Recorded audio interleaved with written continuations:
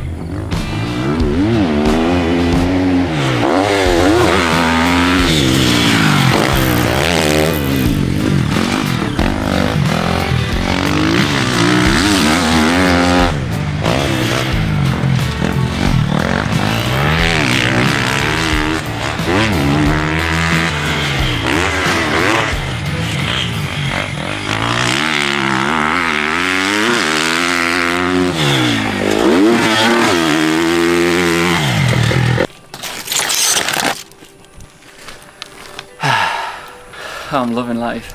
Is it good? So much fun to be able to ride on that track. I know it's not like fully prepped, but it's still sick. This could be our new training place. Instead of driving down and doing a few days riding, we'll just fly out here. Might be easier. Oh my god, money bags over here. Oh no, I forgot about that. Didn't think of the flights. Right, first question. Erzberg 2025, question mark. So I'm assuming that means... We'll be there 100% because everyone's like 4-stroke, 2-stroke and stuff like that, and I've always rode a 2-stroke, well, the last few years, because I had no other option. But I feel like not one person has developed a 4-stroke to do extreme like they've developed 2-strokes to do extreme. And this bike is 103 kilograms, which is light. I think with a double fan, some different mapping and different suspension, that's all we really need. But yeah, I'm confident that we can definitely make it work. I rode, how many years ago, like 5 or 6 years ago, I won the British Championship, the Extreme Championship, on a stock 250F, which I just flew in and raced. I know it's not super extreme, but I honestly have full confidence that we can make it work and finish 100% and close to the podium, if not on it.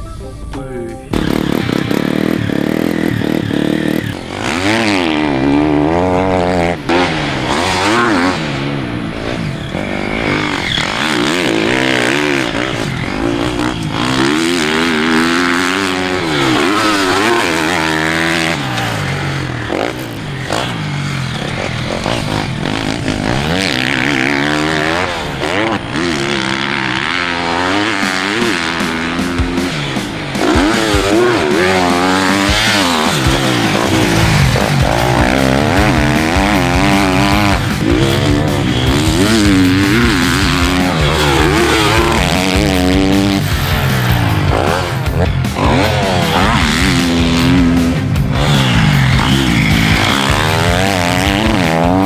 So many questions about 2-stroke, 4-stroke. Yeah, like obviously they both have their own advantages, and everyone loves a 2-stroke. They're old school. Even I love 2-strokes. I still do, even if I had a 4-stroke. It doesn't make any difference. But I'm just excited to work with Triumph and make this bike good enough for extreme, good enough for Super Enduro. Like, they've done so well in motocross. The first year they're getting on podium, close to podiums in Supercross. That shows that the bike's good for a first time.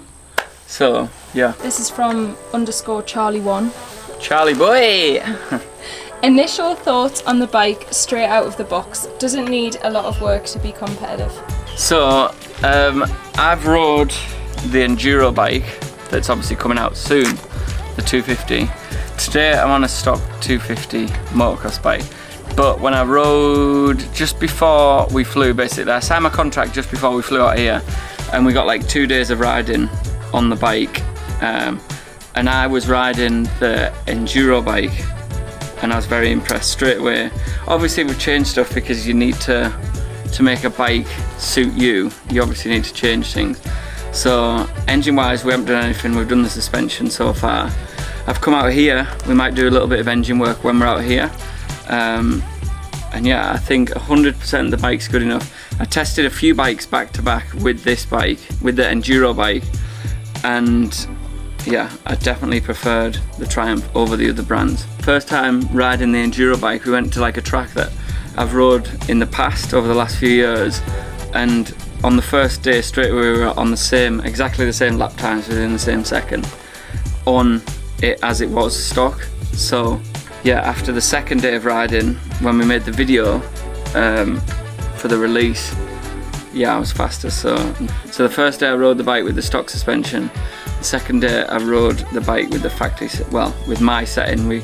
K-Tech came to the track and we just went through different settings and got to where we felt comfortable.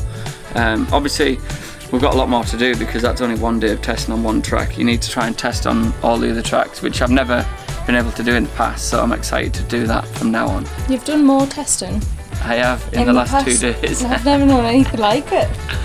It's been brilliant. I just turned up to the track like we have here. Fantastic.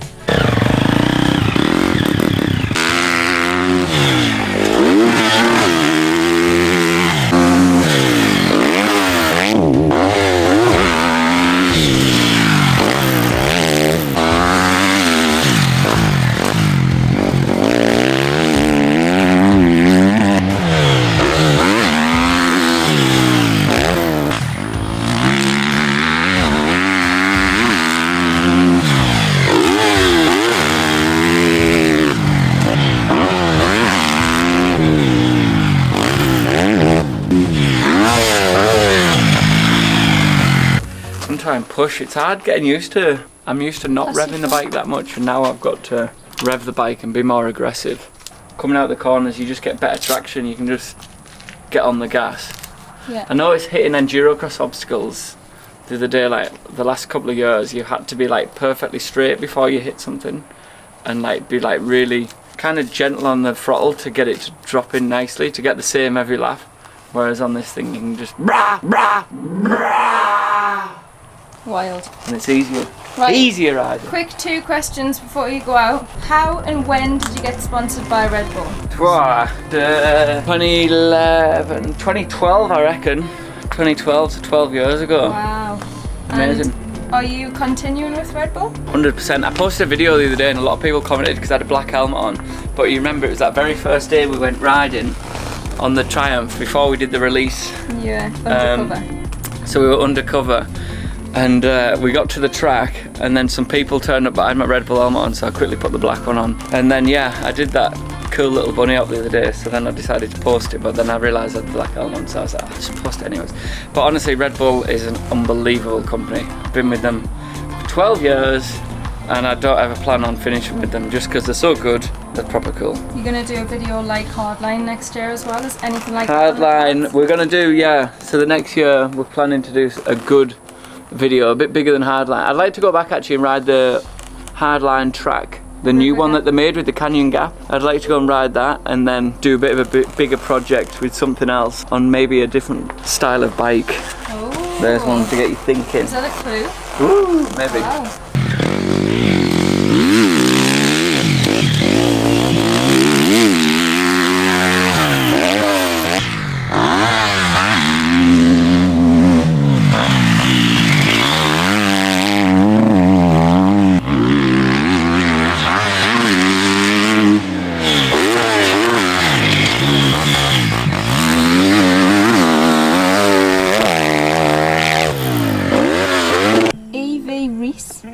Reese boy, or is it a girl? I think it's a girl. Reese girl.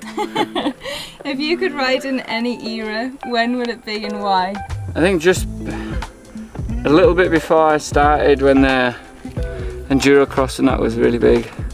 So I think, yeah, if I was 5 years earlier that would have been nice, but I wasn't. Who is your dream teammate?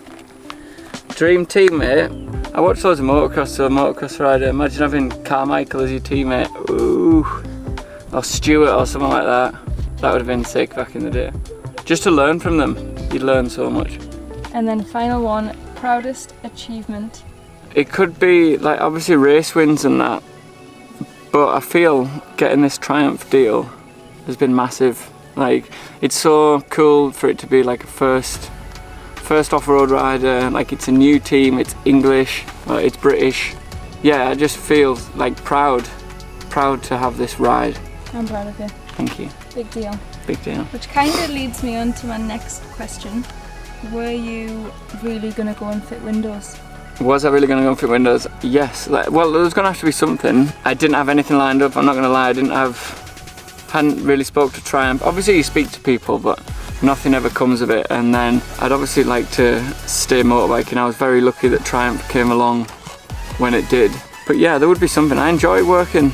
Can you imagine like getting a building quote and Johnny Walker turned up at your house? There's loads of people commenting saying, so you're not going to come and fit my windows anymore.